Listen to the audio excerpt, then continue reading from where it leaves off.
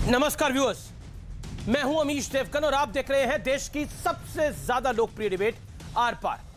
कृषि सुधार कानून के विरोध में आज राकेश टिकैत के संगठक ने भारत बंद का ऐलान किया था। नतीजा ये हुआ कि दिल्ली से लेकर हरियाणा, उत्तर प्रदेश और बिहार तक आम लोग त्राहिमाम करने लगे। कई घंटों का जाम लग गया, लोग सड़कों पर बेहाल थे, लेकिन राकेश टिकैत ये बताने में जुटे थे कि उनका बंद पूरी तरह से सफल हो गया है। आम लोगों की तकलीफ इन्हें नहीं दिख रही थी। सड़कें जाम की गई, कई जगहों पर दुकानों को जबरदस्ती बंद करवा दिया गया, कई रूटों पर ट्रेन भी रोकी गई और जहां राकेश टिकैत के संगठन के लोग नहीं थे, वहां बीजेपी विरोधी पार्टियों ने मोर्चा संभाल लिया। पटना में आरजेडी गांधी मैदान में उतर गई, कई जगहों पर लेफ्ट पार्टियों ने मोर्चा संभाल लिया। यानी एक तरह से किसान आंदोलन और बीजेपी विरोधी पार्टियों का गठजोड़ बन गया। आम जनता सड़कों पर बंधक बन गई और यह सब उस कृषि कानून के नाम पर हुआ जिस पर सुप्रीम कोर्ट ने रोक लगा रखी है। और राकेश टिकैत तो पहले ही खुलकर कह चुके हैं कि वो बीजेपी को वोट की चोट पहुंचाएंगे हर हाल में। यानी सियासी एंगल भी खुलकर सामने देश और जनता के सामने है। लेकिन आज सबसे बड़ा प्रश्न है, सबसे बड़ा सवाल है कि इस टकराव के बीच क्या किसी को भी आम लोगों की तकलीफ नहीं दिख रही है? इसी पर होगी देश की सबसे बड़ी बहस, समाधान या टकराव। आज आर पार इसी पर। Yamunanagar, Patna, Meerut, Gurugram, DND flyway, Jadavpur, Mumbai Ahmedabad highway, Rakesh Tikait ने ऐलान किया है कि भारत बंद होगा। रद्द करो, रद्द करो। और देश में अलग अलग जगहों पर शहरों को बंधक बना लिया गया, सड़कें जाम की गई, ट्रेनों को रोका गया। कहीं प्रदर्शनकारी मोर्चे पर थे और जहां ये नहीं थे वहां बीजेपी विरोधी दलों ने कमान संभाल ली। आम जनता त्राही त्राही कर रही थी, लेकिन कुछ किसान संगठन और विपक्षी दल बंद को सफल बनाने में जुटे थे। किसी को परवाह नहीं थी कि इस पूरी खींचतान में सबसे ज्यादा देश का आम आदमी पिस रहा है। तो जाने दवाई तक लेने जाने नहीं दिया जा रहा है। जाम हो गया, अर्जेंट काम था, मुझे जाना था, लेकिन जाने नहीं दे रहा। लोग क्या कर सकते? सर परेशानी ही है, जनता का ही परेशानी है, और किसको परेशानी है? जो मिडिल क्लास है उसका परेशानी है। मैं रोजी रोटी बंद हो गई है, इससे हमारा क्या फायदा है जाम से? हम तो भूखे ही मरेंगे ना। बीते 10 महीने से दिल्ली के कुछ बॉर्डर पर प्रदर्शनकारी कब्जा करके बैठे हैं। आम आदमी चुपचाप तकलीफ झेल रहा है, वो भी उस कृषि कानून के नाम पर जिसे देश की सबसे बड़ी अदालत ने होल्ड पर डाल दिया है। हमारा पूर्ण रूप से ठीक रहा। जो किसान है, इस विचारधारा के लोग हैं, वे पूर्ण रूप से इसमें उनका समर्थन था, उन्होंने पूरा समर्थन दिया और पूर्ण रूप से भारत बंद सफल रहा है। सरकार उनके द्वारा बताई गई आपत्ति पर विचार करने के लिए तैयार है और इससे पहले भी कई बार बात हो चुकी है, लेकिन इसके बाद भी अगर उन्हें लगता है कोई बात बची है तो जरूर सरकार बात करेगी। लेकिन विपक्ष को किसानों के कंधे पर रखकर बंदूक चलाने का मौका मिल गया है। राहुल गांधी ने ट्वीट किया, किसानों का अहिंसक सत्याग्रह आज भी अखंड है, लेकिन शोषणकार सरकार को ये नहीं पसंद है, इसीलिए आज भारत बंद है। किसानों की साफ बात है, एमएसपी के लिए कानून लाइए और ये तीनों कानून वापस लीजिए, एक बार में सारी समस्या समाप्त हो जाएगी। लेकिन आज सबसे बड़ा सवाल है कि आंदोलन के नाम पर आम जनता को हो रही तकलीफ पर सबकी आंखें क्यों बंद है? और मुद्दा यह भी है कि आखिर इस टकराव के बीच सुलह का रास्ता कैसे निकलेगा? आज इसी पर होगी देश की सबसे बड़ी बहस, समाधान या टकराव। और अब विश्लेषण का वक्त है, आर पार के सुप्रसिद्ध विश्लेषण का। जनता को बंधक बनाती तस्वीरों वाला विश्लेषण देखिए। पहली तस्वीर जिसको मैं आपके समक्ष लेके आ रहा हूं, ये गुरुग्राम और दिल्ली बॉर्डर की है। आप जाम की स्थिति देखिए, किस तरह से जाम लगा हुआ है। वाहनों की चेकिंग के चलते बॉर्डर पर लंबा जाम लग गया था। कई घंटे आम लोग सड़क पर फंसने पर मजबूर हो गए। इसमें एम्बुलेंस भी फंसी, इसमें जिन लोगों को जरूरी कहीं जाना था, आना था, वो भी फंस गए। अब स्थिति देख सकते हैं कि क्या रही। कई लोगों को पीछे से ही अपने घर वापस लौटना पड़ा। वो अपने डेस्टिनेशन पे जहां वो जाना चाहते थे वह नहीं पहुंच पाए, लेकिन बंद सफल रहा। कहने के लिए बहुत बढ़िया है। मैं बढ़ता हूं आगे, दूसरी तस्वीर दिखाता हूं। नोएडा से दिल्ली को जोड़ने वाले डीएनडी ब्रिज की है, फ्लाईओवर की है, जहां पर भीषण जाम दिखा। जाम की वजह से कई लोग दफ्तर नहीं जा पाए, अपने कार्यस्थलों पर नहीं पहुंच पाए, एम्बुलेंस रुकी रही, बच्चों को यहां पर वेट करना पड़ा। परिस्थिति बहुत खराब हुई। मैं तीसरी तस्वीर दिखाता हूं। अब थोड़ा बाहर निकलते हैं और यह तस्वीर बिहार से आई है और आप देखिए किस तरह से आरजेडी के लोग, कार्यकर्ता इनको कह सकते हैं, आरजेडी के कार्यकर्ता हैं, आरजेडी के लोग हैं, या आरजेडी का झंडा लेकर इन्होंने पटना में जमकर उत्पात मचाया। आप देखिए क्या तरीका है, मतलब किस तरह से बस ड्राइवर जो गाड़ी चला रहा है उसकी पिटाई करने पे आतुर हैं ये लोग। कई गाड़ियों के साथ इन्होंने तोड़फोड़ की गई। ये आप स्थिति देख सकते हैं कि क्या स्थिति है। हालांकि बंद जो था वो सफल रहा। कुल मिलाकर इन लोगों के साथ तो वही पॉलिसी अपनानी चाहिए जो लोग बसों को तोड़ने का प्रयास करते हैं, ड्राइवरों को मारते हैं, कि कोर्ट संज्ञान ले, कोर्ट संज्ञान ले इनके साथ। देखिए निहत्थे बेचारे ऑटो ड्राइवर को, जो अपनी रोजी रोटी, अपने बच्चों का पेट पालने के लिए खड़ा है, उसको पीट रहे हैं ये लोग और फिर कह रहे बंद सफल है। व्यूअर्स, मैं आपके निर्णय पे छोड़ता हूं इन सब चीजों को। क्या ये सही है? जरूर इसके बारे में थोड़ी देर के लिए मंथन करिएगा, चाहे 40 सेकंड के लिए करे जरूर। चलिए मैं बढ़ता हूं। मेरे साथ आज कौन कौन मेहमान जुड़ रहे हैं मेरे साथ आज की इस चर्चा में। राजकुमार चाहरे अध्यक्ष हैं बीजेपी किसान मोर्चा के और बीजेपी के मेंबर ऑफ पार्लियामेंट भी हैं। राजकुमार चाहर साहब का एक परिचय यह भी है कि इन्होंने अपनी लोकसभा सीट को 5 लाख से भी ज्यादा मतों से जीता था। यानी उत्तर प्रदेश में जो पहली 2-3 सीटें जीती थी बीजेपी, मार्जिन के लिहाज से बहुत बड़ी सीट थी। अधिकतर ये डिबेट्स में नहीं आते, लेकिन आज विशेष अनुरोध पर ये हमारे साथ हमारे कार्यक्रम में जुड़े हैं। मेरे साथ इस चर्चा में जुड़ रहे हैं पुष्पेंद्र चौधरी, जाने माने किसान नेता है। मेरे साथ इस चर्चा में जुड़ रही हैं रागिनी नायक जी, प्रवक्ता हैं कांग्रेस पार्टी की और पेशे से वकील भी है जानी मानी, उनका भी अभिनंदन है। मेरे साथ शुभराष्ट्रा भी है इस चर्चा में, लेखिका है, उनका भी अभिनंदन है। मैं सबसे पहले चाहर साहब आपका रुख करता हूं और मैं इस डिबेट को ओपन आपसे करता हूं। मैं 1 मिनट आपको देना चाहूंगा। मैं आपसे यह जानना चाहता हूं, जो तथाकथित किसान हैं, जो अपने आप को किसान कह रहे हैं, चाहर साहब आवाज मिल रही है आपको? जी चाहर साहब, जो अपने आप को किसान कह रहे हैं, जो अपने आप को किसानों का नेता, किसानों का मसीहा कह रहे हैं, वो कहते हैं हट हमारी नहीं, हट सरकार की है। लेकिन मैं जनता के लिहाज से सवाल पूछ रहा हूं, जनता क्यों पिस रही है?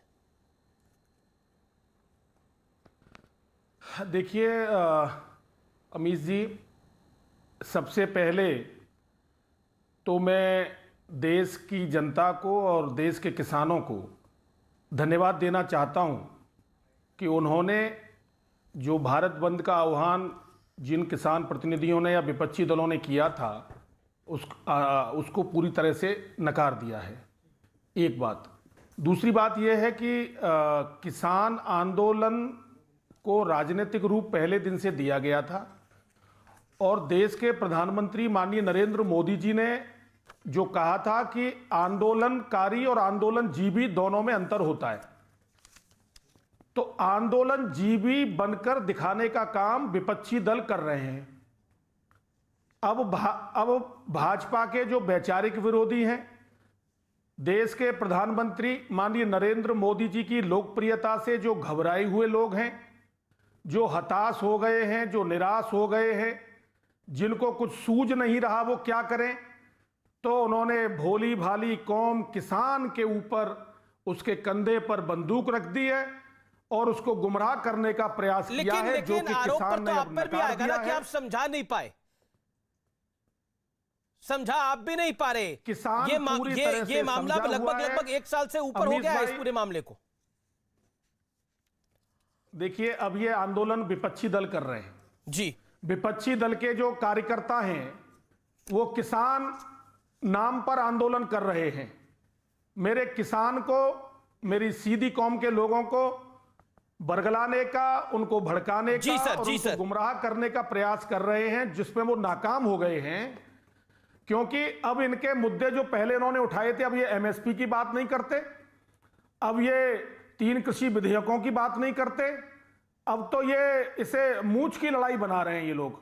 तो सरकार तो किसान के हित के लिए काम कर रही है। भैया, मूंछों पे ताप देकर किसान की राह में बाधा मत बनो। देश के प्रधानमंत्री आदरणीय नरेंद्र मोदी जी पर देश के किसानों को पूरा विश्वास है। जी जी जी। और देश का किसान पूरी ताकत से मोदी जी पर विश्वास करके चल रहा है। जी, बंद बुलाया गया था रागनी जी। कांग्रेस पार्टी कह रही है कि बंद तो सफल रहा, बीजेपी कह रही है कि बंद असफल रहा, लेकिन पब्लिक आज पूरे दिन परेशान रही। क्या कहना चाहती हैं आप? देखिए, सबसे पहले तो मुझे आश्चर्य इस बात का है कि यदि देश का किसान प्रताड़ित होकर, पीड़ित होकर, शोषित होकर आंदोलन करता है तो ये कहा जाता है कि राजनीतिक दल किसान के कंधे पर रखकर बंदूक चला रहे हैं। जब देश का नौजवान बेरोजगारी से परेशान होकर सड़कों पर निकलता है तो कहा जाता है कि नौजवान राजनीतिक दल जो है वो नौजवानों के कंधे पर रखकर बंदूक चला रहे हैं।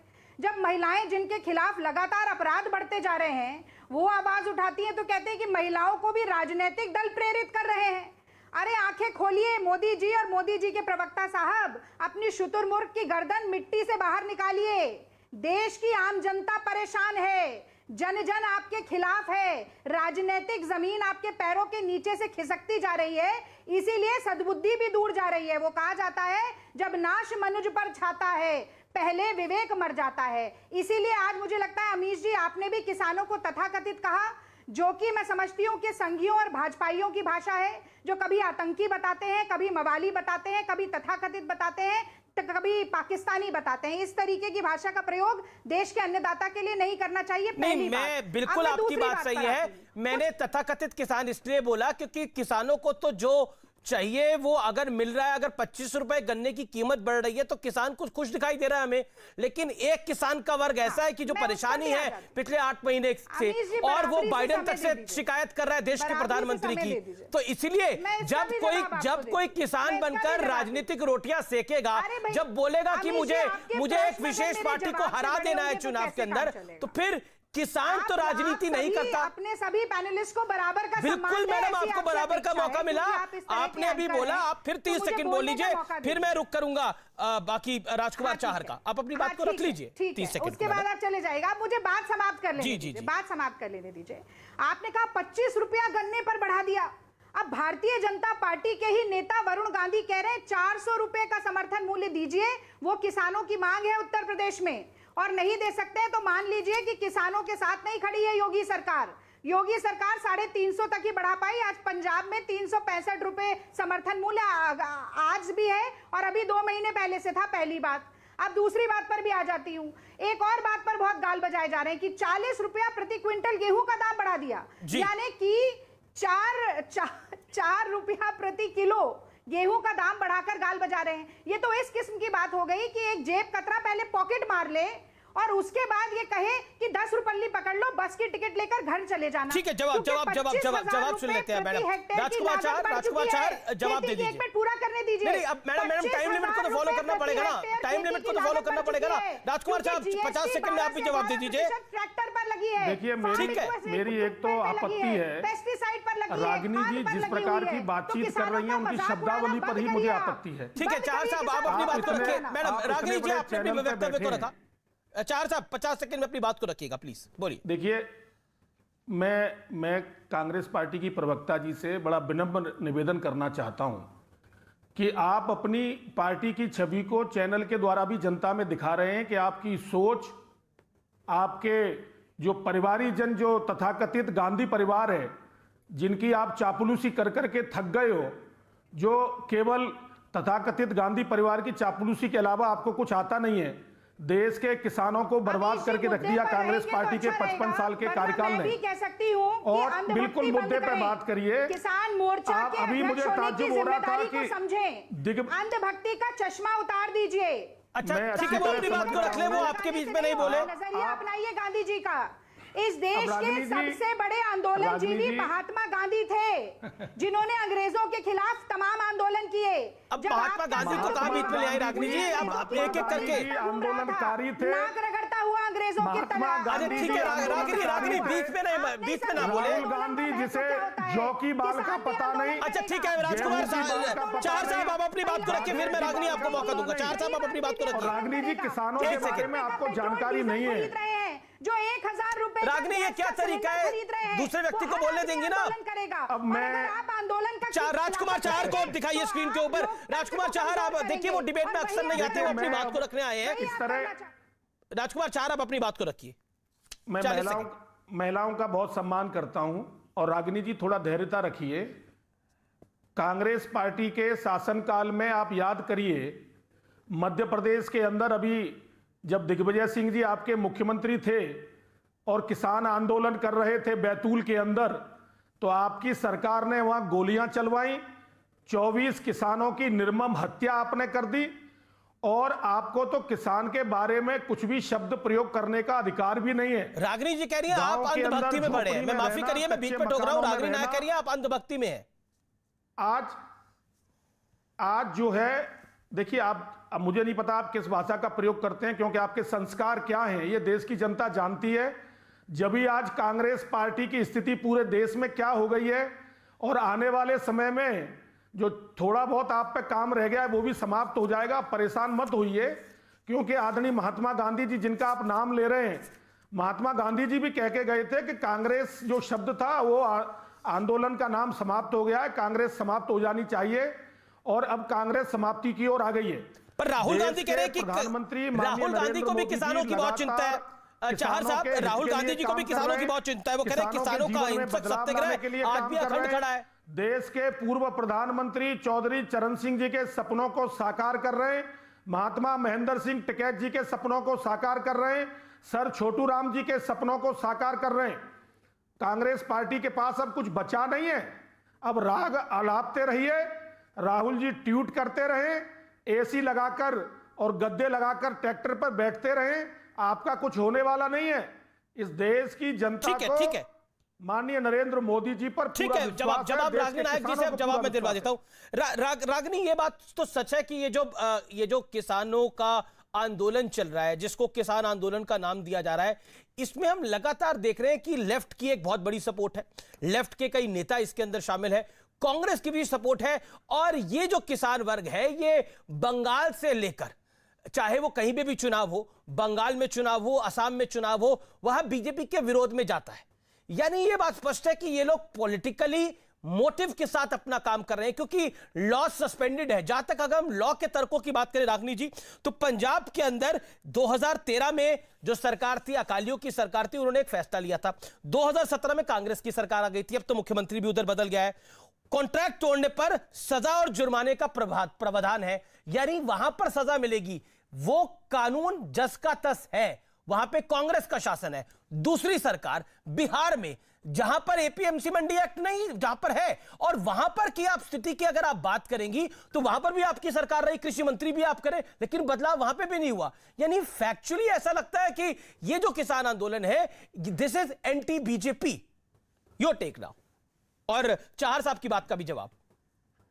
चाहर साहब, अब आप इत्मीनान रखिए 50 सेकंड। मैं चाहर साहब को भी, हाँ, तो चाहर साहब को बहुत विनम्रता के साथ मैं भी कहना चाहती हूं कि चापलूसी शब्द का प्रयोग पहले आपने किया, इसीलिए संस्कारों का प्रदर्शन भी किस तरीके का है ये पहले आपने किया, मैंने आपको पलटवार किया। तो यदि आप वार करेंगे तो कांग्रेस की तरफ से प्रतिक्रिया के लिए भी तैयार रहिए। बहरहाल वो आज की बहस का विषय नहीं है। मैं आज की बहस में कुछ पंक्तियां जरूर अमीश जी कहना चाहती हूं कि भारत में तानाशाही का रवैया कतई नापसंद है, किसानों का, अन्नदाता का हौसला पूरी तरह से बुलंद है, मोदी सरकार के जुल्म सितम के लम्हे चंद हैं, और इसीलिए किसानों के समर्थन में सफल रहा आज का भारत बंद है। तो मुझे लगता है कि तमाम संघी, भाजपाई और आलोचक जो रहे हैं किसान आंदोलन के, आज उनकी बोलती इसीलिए बंद हो रही है क्योंकि किसानों की अगर हम बात करें तो दिल्ली से लेकर उड़ीसा तक हरियाणा से लेकर कर्नाटक तक, बिहार, मध्य प्रदेश, उत्तर प्रदेश, सब जगह यह आंदोलन सफल रहा है। और मोदी सरकार की आंखें तो खुली की खुली रह गई है। मैं चाहती हूं, अपेक्षा करती हूं कि अहंकार और दिमाग के ताले भी खुल जाएं और उसी के साथ साथ किसानों की समस्या को समझने की कोशिश करें। अब इन्होंने हम पर आरोप लगाया, मैं आपको बताती हूं मोदी जी ने क्या किया। 2014 में सत्ता में आते ही किसानों की चोरी चुपके से ऑर्डिनेंस लाकर भूमि को अधिग्रहण करने की कोशिश की। 2015 में सुप्रीम कोर्ट में शपथ पत्र देकर कहा कि स्वामीनाथन कमीशन के हिसाब से एमएसपी हम नहीं दे सकते हैं। 2016 में फसल बीमा की एक स्कीम लाकर पंजाब पे जवाब नहीं आया रागनी जी आपका, कंपनी को दे दिया।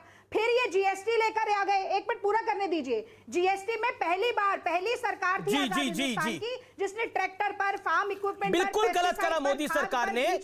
मोदी सरकार खराब काम कर रही है। मैं पूछूं, पंजाब में तो आपकी सरकार है, 18% का कर लगा दिया। पंजाब में तो आपकी सरकार है। आपको 1.25 मिनट हो गया बोलते बोलते।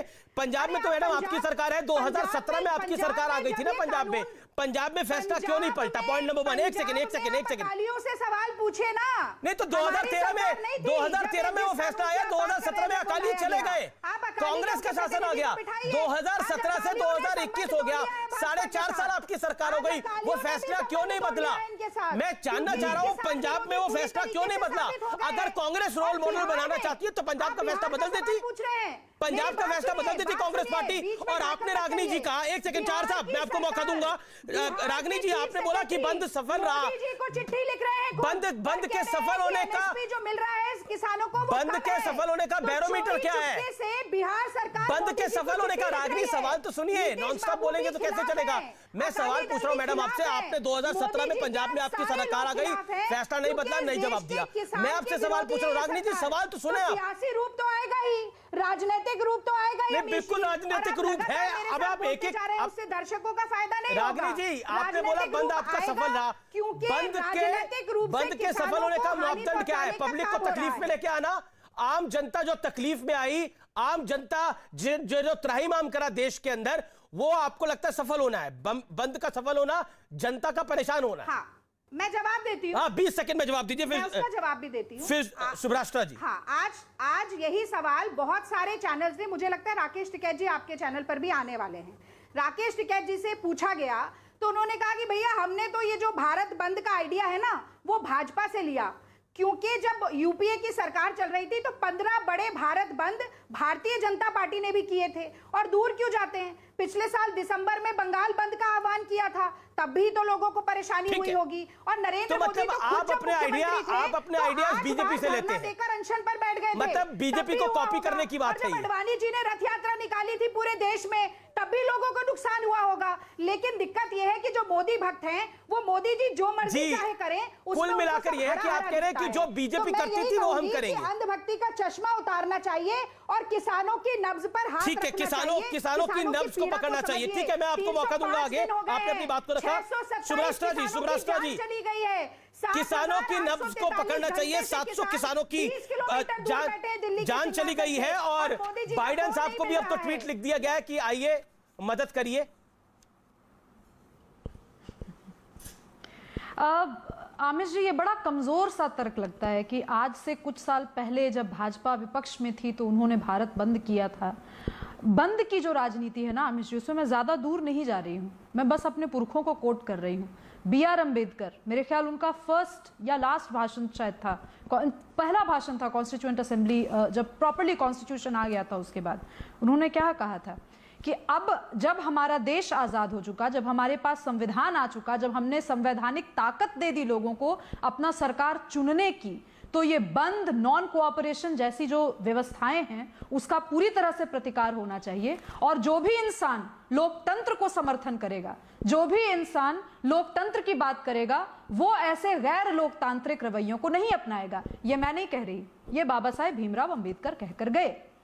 दूसरी बात, यहां पे रश्मि रथी कोट किया गया, मैं रश्मि रथी पे आऊंगी, लेकिन मैं इतने दिनों से जब मैं पढ़ रही हूं, अखबार पढ़ रही हूं, राहुल गांधी का पूरा सोशल मीडिया खंगाल रही हूं, मुझे एक तर्क नहीं मिला आमिश देवगन जी जिसमें उन्होंने क्लॉज कोट किया हो और कहा हो कि फलाने क्लॉज के फलाने सब क्लॉज से मुझे दिक्कत है और मोदी सरकार से मैं कहता हूं कि आप इस क्लॉज का संशोधन कर दें और कृषि कानून जैसा है वो किसानों के पक्ष में हो जाएगा। मैं ये बात भी इसलिए कह रही हूं आमिश जी कि ये कृषि कानून भाजपा के दिमाग की इजात नहीं है, ये वही चीज है जो कि कांग्रेस ने जनता को वादा किया था ये बिल लेकर के आने का। तो ये विरोध किसका है, किसके द्वारा किया जा रहा है, किसके द्वारा प्रायोजित है, इस पर सवाल जरूर उठेगा। अंतिम बात की गई बिहार की। आमिर जी, मैं बिहार से आती हूं और बिहार के किसानों की हालत लेकर के जो लोग यहां पे दिल्ली में रह करके बात कर रहे हैं, मैं उनको बता दूं, एमएसपी अगर समस्या है तो एमएसपी के बारे में तो प्रधानमंत्री ने लाल किले की प्राचीर तक से कह दिया। एमएसपी पे कोई असर कृषि कानून का नहीं होने वाला। अगर एमएसपी किसी को मिल रहा है, एमएसपी मिलती रहेगी। आपको एमएसपी बढ़ाने की बात करनी है तो आप अपने स्टेट गवर्नमेंट से कहिए। और मैं याद दिला दूं, ये पंजाब सरकार के रहते हुए ये बिल आया था। ये जो बात है एमएसपी पे चर्चा करना, किसानों की समस्याओं का समाधान करना, ये सेंट्रल गवर्नमेंट से ज्यादा स्टेट गवर्नमेंट की जिम्मेदारी है।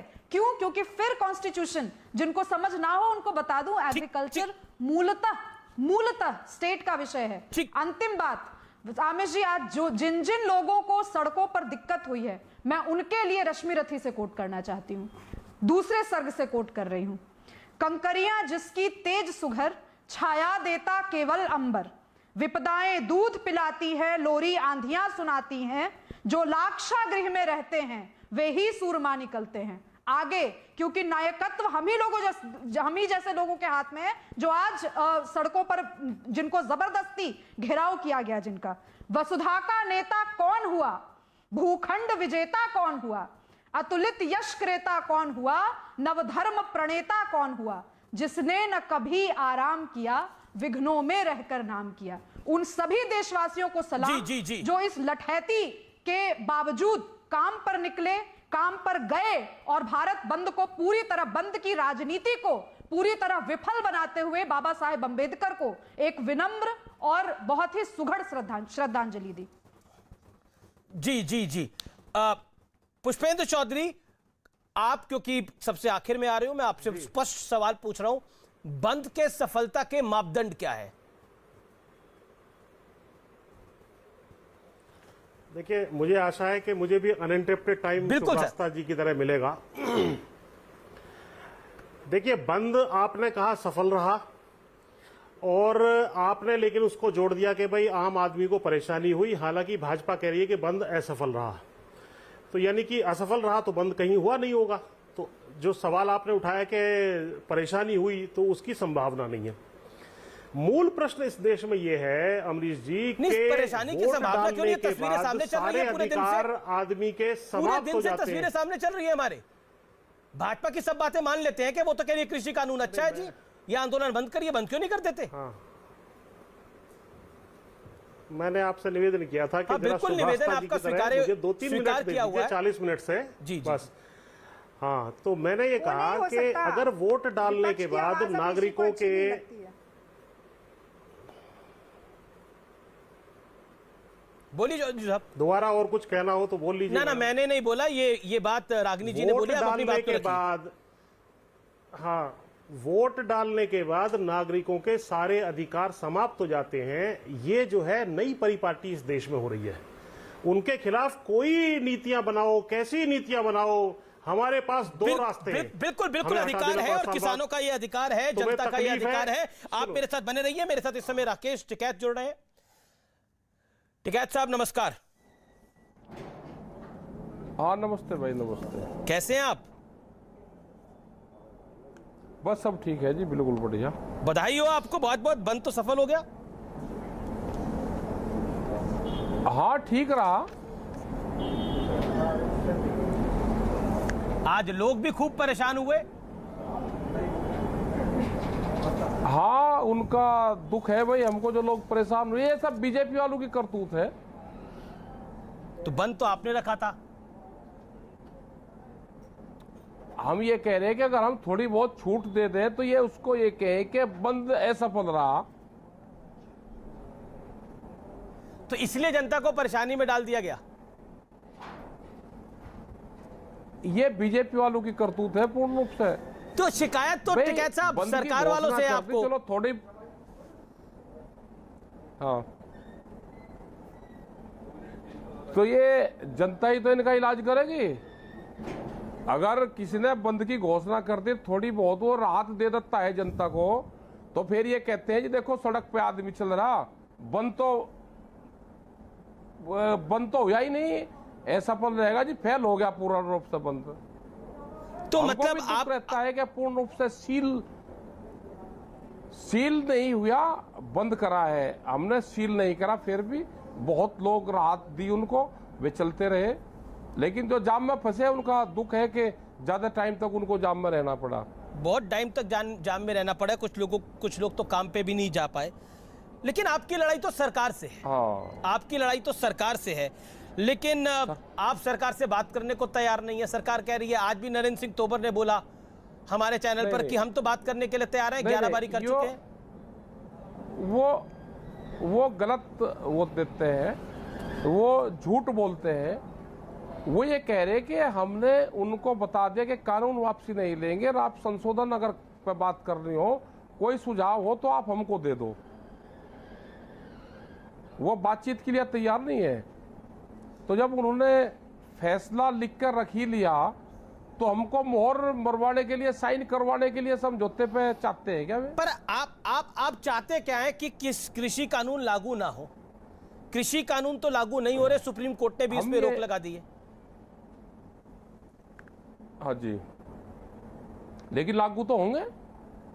पर रोक लगी हुई है 1.5 साल के लिए। लागू तो होंगे ना, 1.5 साल तो आ गया, बस 1 साल से ज्यादा हो गया, 5 महीने और रहेंगे, उसके बाद में लागू होंगे।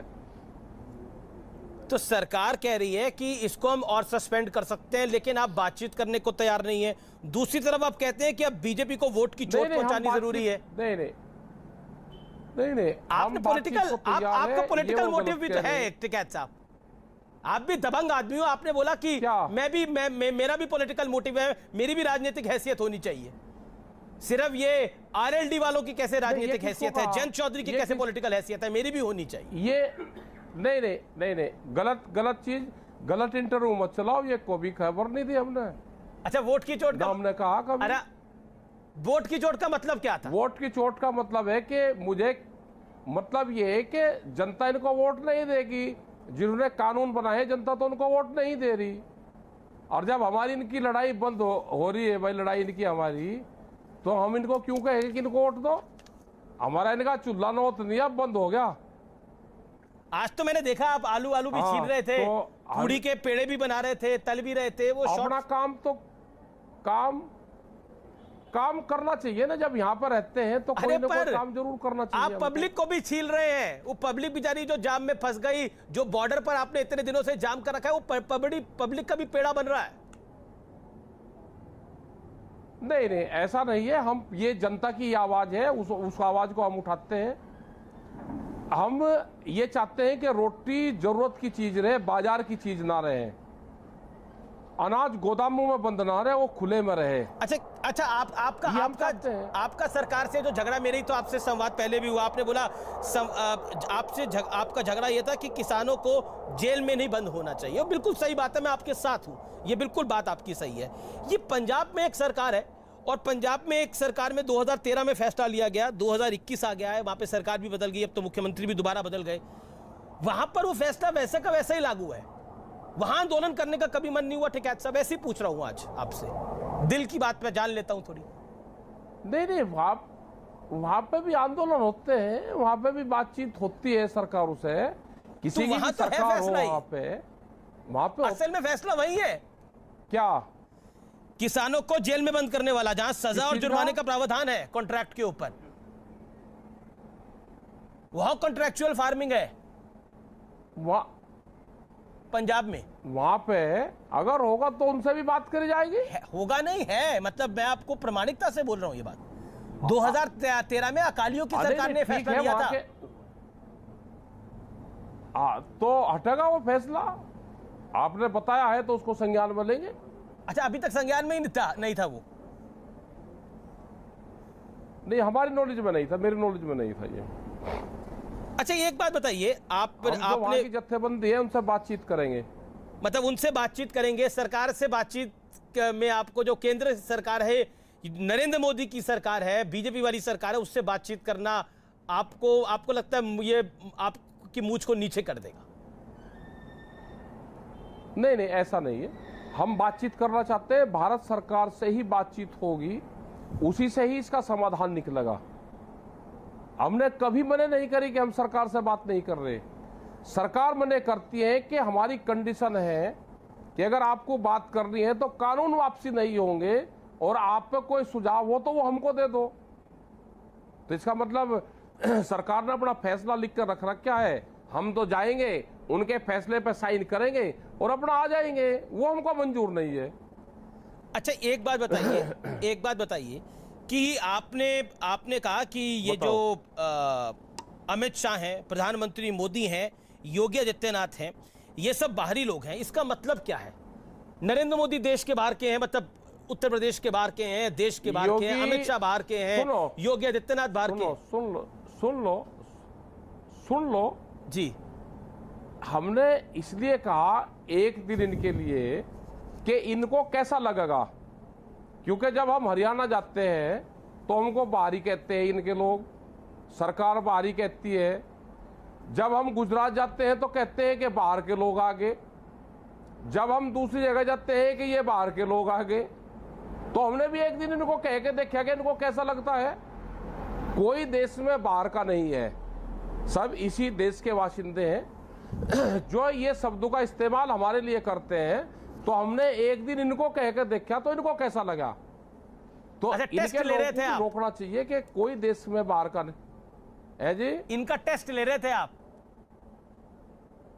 हाँ, इनका टेस्ट ले रहे थे। पर जनता का टेस्ट हुआ? पंजाब जाते हैं, टिकैत साहब, जनता का टेस्ट हुआ? या गुजरात जाते हैं, जनता ने भी इनका टेस्ट लिया, लेकिन जनता ने इनको जिता दिया असम में। हाँ, तो जिता दिया होगा, जनता तो जिता देती है। जनता में क्या दिक्कत है? अच्छा, 2022 में चुनाव होगा, अगर बीजेपी दोबारा जीत के आ गई तो ये मान लिया जाएगा कि किसान हो, आम जनता हो, सब बीजेपी के साथ है? इसका मतलब आपको, इसका मैं सवाल पूछ रहा हूं आपसे। जो चैनल के लोग हैं उनको पता है, चैनल के लोगों को, सब लोगों को पता है कि ये चुनाव कैसे जीतेंगे। मैं सवाल पूछ रहा हूं आपसे, अगर जिता दिया जनता ने चैनल के लोगों ने पूछा। नहीं, 3 क्वेश्चन चैनल के लोग पूछ रहे हैं आजकल। अच्छा, पहला क्वेश्चन, ये आंदोलन पश्चिम में कैसा चल रहा, गन्ना का लाभ पश्चिम में कैसे होगा, ये आंदोलन जाटू का आंदोलन है, और सरकार ये जीत के आएगी तो आपको कैसा लगेगा। तो इसका मतलब ये 3 शब्द आपको सारे चैनल के लोगों किसी ने लिख के जरूर दिए हैं। हमें तो कोई लिख के नहीं देता सर। और आप तो इतने, आपको चैनलों से बड़ी दिक्कत है, आप तो इतने ताकतवर आदमी है, इतने ताकतवर आदमी है, आप तो पब्लिक के आदमी है, आप सवालों का जवाब तो दे सकते हैं ना। मैं तो सवाल पूछ रहा हूं कि अगर जनता जिता देती है तो फिर क्या कहेंगे राकेश टिकैत? बात तो सुन लो ना। अरे बोलो, आप ही की सुन रहे हैं। बात तो सुन लो ना। जी। देखो, जनता तो इनको वोट नहीं देगी, जनता नहीं दे रही, लेकिन सरकारी गुंडागर्दी के ताकत पे ये जीत के जरूर आ सकते हैं। आपको लगता है भारत का लोकतंत्र इतना कमजोर है कि गुंडागर्दी से कोई चुनाव जीत सकता है? भारत का लोकतंत्र इतना कमजोर है, लोगों की शक्ति इतनी कमजोर है। हाँ, आप जिला पंचायत में एक सर्वे जरूर करवाओ जी, कि किन किन लोगों से किस तरह से ताकत के बल पे पुलिस फोर्स का इस्तेमाल करके 40-40 साल पुराने मकान बने हुए को गांव समाज की जमीन में दिखा के जेसीबी उनके घर पे खड़ी करके उनसे वोट ली है। एक बार जरा दिखवा दो प्यार से।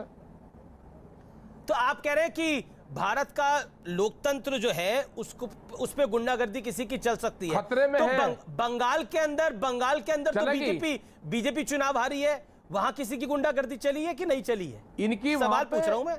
इनकी वहां पे सरकार नहीं थी, नहीं तो पूर्ण रूप से ये जीत का आते, इनकी वहां चल नहीं पाई। तो मतलब दूसरी पार्टी भी गुंडागर्दी कर रही है, आप कह रहे हैं? क्या कह रहे हैं आप एग्जैक्टली? दूसरी नहीं कर रही। अच्छा, भाजपा वाले गुंडे हैं? नहीं करती, ये करते हैं, भाजपा वाले करते हैं। और उत्तर प्रदेश में उसका आपने अनुभव देखा होगा, जिला पंचायत में जरूर आपने देखा होगा। अच्छा, आप कह रहे हैं कि जहां इनकी सरकार होती है वहां ये चुनाव नहीं हारते, जहां नहीं होती वहां हार जाते हैं। तो छत्तीसगढ़ में तो ये नहीं थे, राजस्थान में तो ये नहीं थे, लेकिन बहुमत वाली इनकी सरकारें थी, लेकिन बहुमत से दूसरी पार्टियां जीत गई। अब जो इनका प्लान इनका प्लान जो शुरू हुआ है ये उत्तर प्रदेश से शुरू हुआ है इनका। अच्छा, ये जिला पंचायत से इन्होंने ट्रायल लेना शुरू कर दिया है अब। टिकैत साहब, अब आपकी राजनीति में दिलचस्पी बढ़ गई है। हालांकि पहले भी थी, पहले भी आप चुनाव तो लड़े, आप नहीं बढ़ रही। 2014 में भी चुनाव तो लड़े थे। कोई राजनीति में दिलचस्पी नहीं, थोड़ा इंटरेस्ट तो बढ़ गया। चुनाव की तरफ से को हम पैर करके भी नहीं सोएंगे। अच्छा भाई साहब, एक सवाल मैं पूछना चाहता हूं आपसे दिल की गहराइयों से। टिकैत साहब, ये प्रधानमंत्री मोदी की शिकायत लेकर अब बाइडेन के पास पहुंच गए। बाइडेन का क्या लेना देना हमारे देश से? वो अमेरिका का राष्ट्रपति है, आपने ट्वीट कर दिया। मतलब सोचिए, आपके घर में किसी को तकलीफ हो और वो आपकी बजाय किसी पड़ोसी के पास चला जाए। नहीं, बाइडेन क्या कर लेगा? इलाज वहां पे भी है। बाइडेन वाली कंपनी भी देश में और पूरी दुनिया में करती है एग्रीकल्चर पे। हमने उनको ये कहा कि जब भी आप किसी राष्ट्र अध्यक्ष से बातचीत करो तो एग्रीकल्चर का सब्जेक्ट भी उसमें रहना चाहिए। और फिर क्या दिक्कत होगी? कोई ये कोरिया तो कंट्री है नहीं देश, यहाँ की तो और खबर वहां पे जाती है। बिल्कुल जाती है। लेकिन ये बाइडेन को क्या आपको लगता है, क्योंकि आप तो पश्चिमी उत्तर प्रदेश से भी आते हैं, वहां पर तो ताऊ शब्द का बड़ा इस्तेमाल करते हैं, कि बाइडेन क्या आपको ताऊ लग रहा है दुनिया का? बाइडेन ताऊ लग रहा है क्या आपको दुनिया का? आपने फिर पश्चिम उत्तर प्रदेश का नाम लिया। आप पूरे देश की बात करो ना, पश्चिम उत्तर प्रदेश से नहीं आते। क्यों पश्चिम उत्तर प्रदेश के नहीं है आप? मैं तो वहां की भाषा की बात कर रहा हूँ, मुझे उसकी वहां की भाषा बहुत अच्छी लगती है। इनको बड़ी खड़ी बोली है पश्चिमी उत्तर प्रदेश की, मुझे अच्छी लगती है। मैंने तो बताया कि हम पश्चिम पे नहीं है, हम देश के हैं, यहाँ के, हम पश्चिम के नहीं है। अच्छा एक बात बताइए, ये बाइडेन क्या लग रहा है? बाइडेन को जो आप लिख रहे हैं, बाइडेन क्या दुनिया का ताऊ लग रहा है? क्या लग रहा है बाइडेन? जो अमेरिकन के जो किसान हैं वो भी वहां पे दिक्कत में है। वहां पे भी कंपनियों का अधिकार जमीनों पे है। वहां पे पूरा जो वहां का किसान है वो तंग हालात में है। हमारा संगठन ये 73 देशों में आप खुद ही कह रहे हैं वो अपने देश का मसला हल नहीं कर पा रहा बाइडेन, तो वो हमारे देश का मसला क्या हल करेगा? तो फिर हमने कहा कि उनकी बहुत बड़ी बड़ी कंपनियां हैं जो एग्रीकल्चर के क्षेत्र में काम करती है। सीड की कंपनी उनकी है। मैं ये मानूं कि आने वाले दिनों में आपका ये कंपनी है सेंजिंटा, ये उनकी है। जी, आप काफी जान रहे हैं, काफी बोल रहे हैं। तो मैं ये मानूं कि अब आप अंतर्राष्ट्रीय पटल पे भी आएंगे और अब व्हाइट हाउस के सामने भी अब आप प्रदर्शन करेंगे। पिछले व्हाइट हाउस के सामने भी प्रदर्शन करेंगे अमेरिका जाकर। 20 साल से हम करते हैं। हम तो जब भी WTO की मीटिंग हुई, 4 मीटिंग हुई, हम 4 मीटिंग में गए। हम अर्जेंटीना में गए। नहीं, मैं बिल्कुल आप विदेश में गए होंगे, पूरे देश के लोग थे। बिल्कुल आप विदेश में गए होंगे, आते जाते रहते होंगे, मैं उस पर सवाल नहीं कर रहा। हम किसानों की तरफ से ही जाते रहते होंगे, मैं वही पूछ रहा हूं। अमेरिका में भी जाके प्रदर्शन करेंगे आप? क्योंकि आप कह रहे हैं कि बाइडेन की नीतियां भी गलत है, तो आपका अंतर्राष्ट्रीय पटल पे अमेरिका में, वॉशिंगटन DC में, व्हाइट हाउस के सामने, हांगकांग, हम तो जेलों में गए वहां पे। हम किसानों के संबंध में जर्मनी, हांगकांग में जेलों में गए वहां पे। अच्छा, फिर मैं ये सवाल आपसे पूछ रहा हूं, क्या बाइडेन के सामने भी प्रदर्शन करेंगे, यानी व्हाइट हाउस के सामने, वॉशिंगटन DC में, वहां पे भी प्रदर्शन होगा? ये कहा कि हमारा संगठन वहां पे है, हमारा संगठन वहां पे है। मैं पूरी वीडियोस की वहां की भेजूंगा। वहां पे जरूरत करने की हुई तो वहां पे भी करेंगे। बड़ी बड़ी कंपनियां, हम तो आज से 20 साल पहले पूरे यूरोप में गए प्रदर्शन करने। अच्छा, ये बैंक के सामने प्रदर्शन करें, बहुत जगह प्रदर्शन करें। अच्छा, ये उत्तर प्रदेश की सरकार ने गन्ने की MSP 25 रुपए बढ़ा दी है, तो खुश हैं? आपको लगता है सही? हाँ, FRP बढ़ा दी है। 450 रुपए की ये बात करते थे, 450 रुपए की ये बात करते थे। तो 450 रुपए ये बना के जिस दिन इनकी सरकार आई, और आज उस पे जो उसका महंगाई बढ़ी, उसके हिसाब से हमको पैसा दे देते। 25 रुपए कुछ होता है। तो आप कह रहे हैं कि 25 रुपए कम है, लेकिन आप मुझे कोई और राज्य बताइए जहां पर इतनी कीमत है। हमने ये कहा कि इसका मतलब ये झूठ बोलते थे क्या? जब ये विपक्ष में रहते थे तो जनता का बेवकूफ बना के वोट ली गया इन्होंने। जनता से वोट ली 450 रुपए के हिसाब से, और आप बढ़ाओगे नहीं पैसे, तो इसका मतलब जो लोग बोलते थे वे झूठ बोलते थे। टिकैत साहब, मेरे साथ राजकुमार चाहर हैं, अध्यक्ष हैं बीजेपी किसान मोर्चा के, राष्ट्रीय अध्यक्ष हैं। वो आपसे कुछ सवाल पूछना चाह रहे हैं, अगर आपकी इजाजत हो तो। आप उनके सवाल उन्हीं से ही पूछना। ये आदमी तो ठीक है, गलत पार्टी में फंस गया, इसके सवालों के जवाब आप ही देना। अच्छा, ये आदमी आपको ठीक लग रहा है? ये कुछ मेरे किसानों को बदनाम कर रहे हो भैया मेरे, काहे को? राकेश भैया, आप अच्छे आदमी हो, महात्मा टिकैत साहब के बेटे हो, लेकिन गलत रास्ते पे मत जाओ। किसानों को बदनाम मत करो भाई मेरे। गलत पार्टी में फंस गए, किसानों को बदनाम कर रहे हो। अरे सीधी सीधी राजनीति कर लो भैया मेरे, राकेश भैया। अरे राम राम तो ले लो, मेरी राम राम तो ले लो भैया, आपने राम राम ही ना ली। नहीं देखो, मैंने ले ली, आप पंजाब में जरा जाओ, आप बड़े थे जब भी ले ली। वहां के किसानों पर, वहां के किसानों को कृषि विधेयकों में, सुनो राकेश भाई, हमारी बात सुन लो ना। कि आप पंजाब में वहां के ये 3 जो विधेयक हैं, इससे पहले कि जहां वो कानून लागू किए 2013 में, वहां ये प्रावधान दिया है कि किसानों को वहां सजा भी हो सकती है, किसानों को वहां बड़ा जुर्माना भी हो सकता है। तो इतने दिन से ये ध्यान में नहीं आई आपके बात? भाई आप तो जुझारू आदमी हो, तो अब तक तो आपको पंजाब में डट जाना चाहिए था। तो कर आए आप? मैं ये कह रहा कि वहां पर आप प्रेस कॉन्फ्रेंस करके आए थे। देखो राकेश भाई, मैं पूरे देश की जनता देख रही है और सुन रही है। मेरे आपसे एक आग्रह है कि आपको ध्यान होगा कि सबसे पहले 3 कृषि विधेयक जब लागू हुए और उसकी प्रस्तावना बनी, तो आप नरेंद्र सिंह तोमर साहब को आप तो धन्यवाद देके आए थे कि साहब टिकैत साहब यही चाहते थे कि स्वतंत्र हो हमारा किसान। तो अब विरोध में क्यों लग गए आप? जवाब सुन लेते हैं। अब आपने चार साहब सवाल पूछ लिया, अब टिकैत साहब से जवाब सुन लेते हैं। चार साहब आपने पूछ लिया, टिकैत साहब गलत जानकारी मत दो इनको, गलत जानकारी नहीं। टिकैत साहब बोलिए। गलत जानकारी नहीं,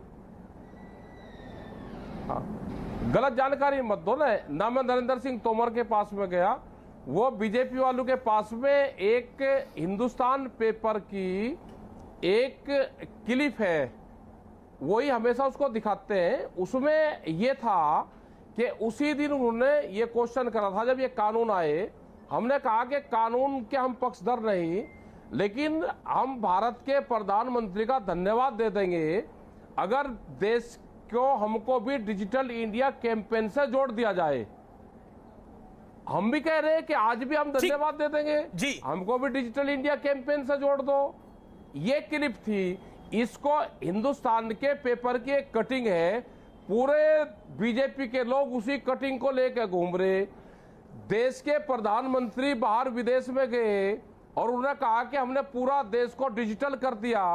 हम किसान तो डिजिटल हुए नहीं, हमको भी कर दो। मैं फिर चिट्ठी लिखूंगा देश के प्रधानमंत्री और वहां पे झूठ बोल का है, अमेरिका में झूठ बोल रहा। अच्छा, देखिए आपने भी ग्रीन पटका डाला हुआ है, उन्होंने भी ग्रीन हरा रंग का पटका डाला हुआ है, तो क्या ये सुलह का ग्रीन सिग्नल है क्या? चार साहब आदमी ठीक है, अच्छा 5 साल इस पार्टी में रहेंगे, ये ठीक है। जब ये पार्टी छोड़ कर आएंगे तो अरे अगर ये आदमी ठीक है तो इन्हीं के थ्रू सरकार को मैसेज पहुंचा दीजिए। राकेश भाई, राजनीति करना बंद कर दो, किसानों के भले के काम में लग जाओ। ये राजनीति नहीं देती है। ऑन अ लाइटर नोट, आप ये औरों के द्वारा, कांग्रेस, वामपंथी दल, आम आदमी पार्टी, समाजवादी पार्टी, बसपा, वहां बंगाल में जाके ममता जी, इनके कहने से काहे को चल रहे हो आप? वो राजनीति कर रहे हो, उन्हें राजनीति करने दो। आपकी छवि ये नहीं है कि आप जो है जो बिचौली है उनके साथ मत खड़े हो भाई मेरे। नहीं, बिचौलियों के साथ राकेश भाई मत खड़े हो। आपको ठीक पद, देखिए आपको पद। अच्छा, मुझे राकेश जी से एक सवाल पूछना है। एक सेकंड।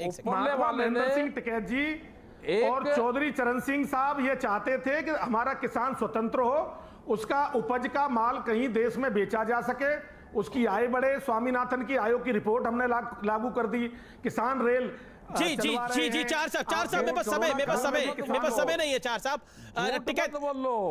टिकैत साहब आप चार साहब झूठ मत बोल लो। अच्छा, बीजेपी वाली लाइन पे मत जाओ, आपकी छवि गुट है, बीजेपी लाइन पे मत जाओ, झूठ मत बोल लो।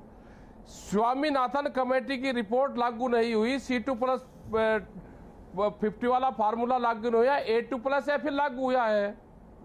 आप गलत जानकारी देश को मत दो। अच्छा राकेश जी, आलू का किसान बर्बाद है पूरा, जवार बाजरे का किसान बर्बाद है, मक्का का किसान बर्बाद है। आप जिस क्षेत्र से आते हो, आलू के किसान ने सबसे ज्यादा आत्महत्याएं करी है, आप उसके लिए कोई पॉलिसी बनाओ। जी राकेश जी, आपका बहुत बहुत शुक्रिया, आपने इत्मीनान से बात करी, आपने हर सवाल का जवाब दिया। बहुत बहुत शुक्रिया आपका हमारे साथ जुड़ने के लिए। आपका भी बहुत बहुत शुक्रिया राजकुमार चाहर साहब, आपका भी इस चर्चा में जुड़ने के लिए बहुत बहुत शुक्रिया। एक ब्रेक ले रहा हूं।